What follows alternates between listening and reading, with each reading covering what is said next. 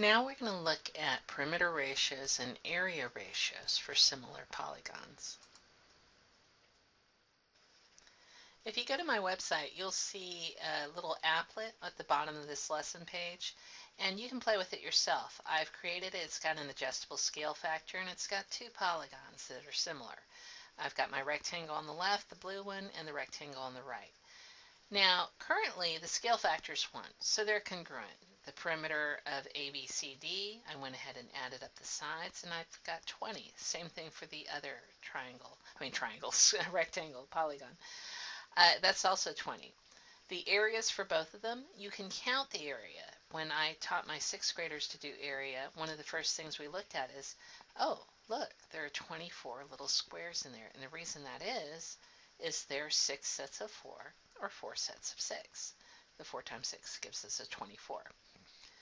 Now, if I make the polygon, I'm going to make it a little smaller this time, half the size of the other. So the scale factor is 0.5. Now the sides are only 3 and 2, and the area is only 6 squares. In fact, you can probably fit 4 of these little red polygons in the blue rectangle. The perimeter, if you look at the perimeter, it went from 20 to 10, so it's half of what it used to be. So the half I have here matches the scale factor of a half. But this quarter is actually not quite the same as the half. It's a little bit different. Area changed a little more rapidly than the perimeter did. So let me go back to 1. Let's try 2. So now all the dimensions on here are doubled. I have an 8 by 12 instead of a 4 by 6. The perimeter doubled as well. It's now 40. So the perimeter ratio matches the scale factor. The area, on the other hand, did way more than double. It became 96. So when I do the area ratio, and I guess it's showing the wrong number, that should be 24 there. When it does the area ratio between the two, now it shows that this one of them is 4 times bigger than the red one is 4 times bigger than the blue one. What if I change the scale factor to 3? And this has the correct area ratio. Please disregard the 20 up here. So now that the scale factor is 3, the perimeter is 3 times as large. That makes sense. 60 over 20 is 3, and all the dimensions are 3 times bigger. The area is not 3 times bigger. It's 216. When I divide 216, I get 24. Okay, so when the scale factor was 1, the ratio was 1. When the scale factor is 2, the area ratio is 4. When the scale factor is 3, the area ratio is 9. I wonder what would it be if it was 4. It now becomes 16. I don't know if you've noticed, but there's a square happening here on the scale factor. And the reason is you have 4 times 4 times 4 times 6. 2 4s pop out of that dilation. So this brings us to the proportional perimeters and areas theorem. If the similarity ratio of two similar figures is A to B, then the ratio of the perimeters is A to B. And that matched what we saw on the little applet. When we changed the scale factor to 4, the perimeter was 4 times bigger.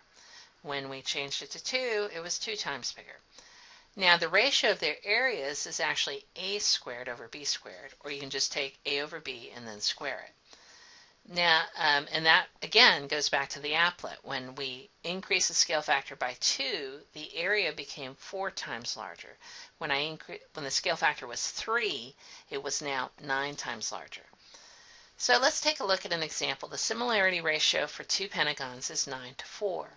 What is the ratio of the perimeters of the pentagons? Well, looking at the theorem, it's just the same thing. It would just be 9 to 4. Areas, on the other hand, behave differently. We need to square both the top and bottom of the ratio. So the actual area ratio would be 81 to 16. So one polygon is 9 to 4 in perimeter, the dimensions, but the area became much bigger, 81 to 16. Now in example 5, Sarah used 72 inches of framing to frame a photograph as a gift for her mother. She also wants to frame a photo for herself that is reduced by a factor of 4. How many inches of framing will she need for the second frame?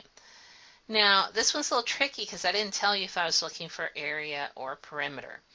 But the framing, the frame goes around the picture, so that's actually like the perimeter. I'm going to use the perimeter ratio, and the easiest way to set up the proportion is I'll say 72 inches on the big photo is to X inches on this reduced photo, as the big photo was 4 and now it's going down to 1. So that might be a little confusing when you say reduced by a factor of 4 and you go, okay, go from 4 to 1. Then I cross multiply and I get 4 times x, that's 4 times x, equals 72 times 1. Solve for x and I get 18 inches of framing. Now she also wants to put some glass in the frame to protect the photo. She uses 320 square inches of glass for the large photo frame. How many square inches of glass will she need for the second photo, for the smaller photo? Well, I'm going to do a very similar ratio, but now I'm dealing with areas.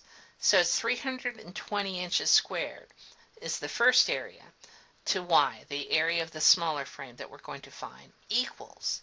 Then I have that perimeter ratio is squared, 4 squared to 1 squared. So 320 over y equals 16 over 1. Cross multiply and then solve for y and you will get 20 inches squared.